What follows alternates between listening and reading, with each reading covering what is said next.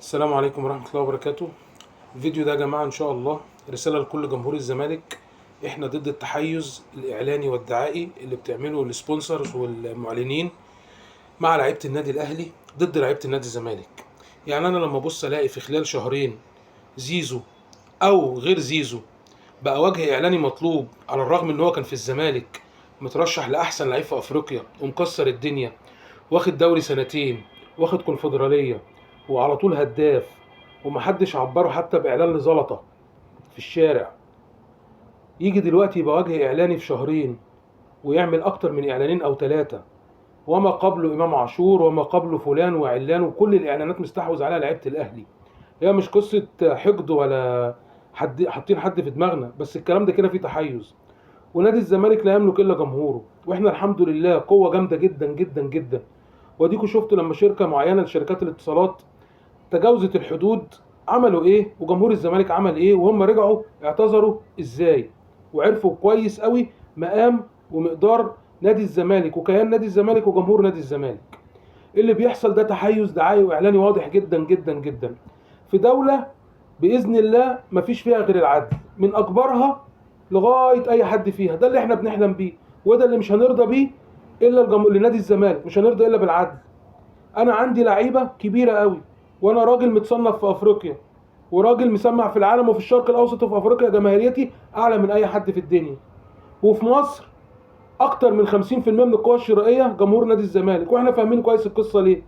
جمهور ستايل وجمهور عالي وامكانياته عاليه وبيعرف يشتري وبيعرف يتصرف، مع احترامنا طبعا التام لجمهور الاهلي اخواتنا واصحابنا وكل حاجه، لكن قوه جمهور الزمالك الشرائيه اعلى من اي حد. انا لما ابدا اتحيز بقى لناس معينه يبقى هي القصه فيها حاجه غموض بقى. لا اما الناس دي بتمضي معايا عقود بقى في المبهم في الغامض عشان تخدم على لعيبتها بعقود اعلان وتغريهم ان هم يتنقلوا لهم. لا، في حاجه مش مظبوطه. احنا مش هنسكت على حاجه زي كده. هنعمل ايه؟ بمنتهى الادب زي ما طول عمرنا متعودين من ايام ما كنا نادي الملك. المعلن اللي هنحسه بيعمل كده هنقطعه، والناس اللي هتحترم نفسها معانا هنركز معاهم ونشتري منهم. وهي في الاخر الفروق بسيطه جدا، يعني في الاخر الفروق بسيطه في اي مجال، لبس ما شابه، مساكن، اي حاجه. هنركز مع اللي بيحترمنا وهنكبر دماغنا مع اللي ما بيحترمناش وما بيقدرش كيان الزمالك ولا نجوم نادي الزمالك. ودي رساله لجمهور نادي الزمالك، ركزوا شوفوا الناس بتتصرف معاكم ازاي وتصرفوا معاهم زي ما بتصرفوا معاكم. اللي هيحترم نادي الزمالك ونجومه وجماهيره هنحترمه ونركز معاه وننفعه. اللي مش هيحترمنا والله هنديله ظهرنا، بس ما نملكش غير كده. واحنا ورا نادي الزمالك والكيان، مش لاي غرض تاني.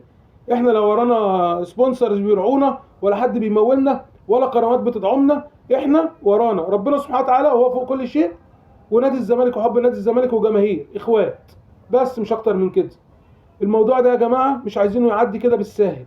الناس دي بتستخدم موضوع الاعلان والدعايه عشان تخدم على عقودهم ويخطفوا اللعيبه، ويروحوا بقى يودوا عقود في اتحاد الكوره ب 5 مليون جنيه وب 50 و60 و70 جنيه وطبقين كشري.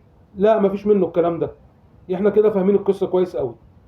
فيا جماعه يا ريت جماهير نادي الزمالك ركزوا في الموضوع ده، واحنا مع بعض، وده مش هيبقى اخر فيديو في الموضوع ده. والله المستعان. وربنا سبحانه وتعالى يكرم نادي الزمالك من عنده، لان احنا ملناش غير ربنا سبحانه وتعالى والجمهور. السلام عليكم ورحمه الله.